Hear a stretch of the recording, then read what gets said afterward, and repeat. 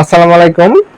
আজকে আমরা শিখব হচ্ছে 5 দ্বারা বিভাজ্য এবং 10 দ্বারা বিভাজ্যের নিয়ম। অর্থাৎ আপনি যে কোনো সংখ্যা দেখেই বলতে পারবেন সংখ্যাটি 5 দ্বারা বিভাজ্য নাকি 10 দ্বারা বিভাজ্য নাকি উভয় দ্বারা বিভাজ্য। ঠিক আছে, 5 দ্বারা বিভাজ্যটা প্রথমে যদি আমরা দেখি, 5 দ্বারা বিভাজ্য আপনি কিভাবে চিনবেন? কোন সংখ্যার একক স্থানে যদি 0 অথবা 5 দেখেন, অর্থাৎ কোন সংখ্যার একক স্থান অর্থাৎ সর্বডানে যদি 0 অথবা 5 দেখেন তাহলে সংখ্যাটি কি 5 দ্বারা বিভাজ্য। ঠিক আছে, আমি যদি একটু প্র্যাকটিক্যালি দেখি, যেমন এটা বাংলায় লিখছি, এখন এটা ইংরেজিতে লিখি। দেখুন, এটা একটা বড় সংখ্যা, এই সংখ্যাটাকে আপনাকে বলা হলো 5 দ্বারা বিভাজ্য কিনা। আপনি কি করবেন? এই বড় সংখ্যা শুধু একক স্থানের দিকে তাকাবেন। একক স্থানে কি আছে? 0। আমি কি বলছি, কোন সংখ্যার একক স্থানে যদি 0 অথবা 5 থাকে তাহলে সংখ্যাটি কি 5 দ্বারা বিভাজ্য। যেহেতু কোন এই সংখ্যাটার একক স্থানে 0 আছে তাহলে সংখ্যাটি কি 5 দ্বারা বিভাজ্য। আবার আরেকটা যদি দেই, এই সংখ্যাটি কি 5 দ্বারা বিভাজ্য? না, কারণ এই সংখ্যার একক স্থানে কি আছে? 3। আমি কি বলছি, একক স্থানে শুধু 0 অথবা 5 লাগবে, অন্য কিছু থাকলে হবে না। তার মানে এটা 5 দ্বারা বিভাজ্য নয়।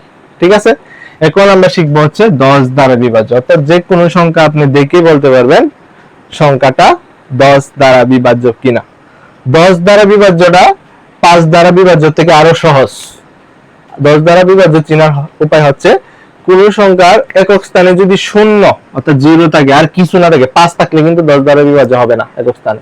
কি বলছি, কোন সংখ্যার একক স্থানে যদি 0 থাকে তাহলে শুধু সংখ্যাটি 10 দ্বারা বিভাজ্য হবে। ঠিক আছে, আমরা যদি একটু প্র্যাকটিক্যালি দেখি, যেমন মনে করেন 5 6 7 3 5 একটা সংখ্যা দিল, একটা বড় সংখ্যা দিল, আপনাকে বলা হলো সংখ্যাটি 10 দ্বারা বিভাজ্য কিনা।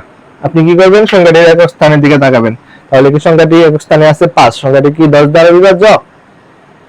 না, সংখ্যাটি 10 দ্বারা বিভাজ্য না, সংখ্যাটি 5 দ্বারা বিভাজ্য। 10 দ্বারা বিভাজ্য হলে কি হইতে হবে? সর্বডানে 0 হইতে হবে, অর্থাৎ সংখ্যাটি 10 দ্বারা বিভাজ্য নয়। আমি যদি আরেকটা দিই, 630 630, এই সংখ্যাটি কি 10 দ্বারা বিভাজ্য? হ্যাঁ, সংখ্যাটি 10 দ্বারা বিভাজ্য, কারণ সংখ্যাটির একক স্থানে 0 আছে। একক স্থানে 0 থাকলে কেবল 10 দ্বারা বিভাজ্য হবে, অর্থাৎ সংখ্যাটি 10 দ্বারা বিভাজ্য, 5 দ্বারা বিভাজ্য। এটাকে আমরা এমনি বলতে পারি, একটা কেমিস্ট্রিতে কিন্তু একটা প্রবাদ আছে, সকল কারই কারক কিন্তু সকল কারক কার নয়। ঠিক সেম আমরা এটা বলতে পারি, সকল 5 দ্বারা বিভাজ্যই 10 দ্বারা বিভাজ্য, কিন্তু সকল 10 দ্বারা বিভাজ্য কিন্তু 5 দ্বারা বিভাজ্য হবে না। ঠিক আছে, সকলকে ধন্যবাদ।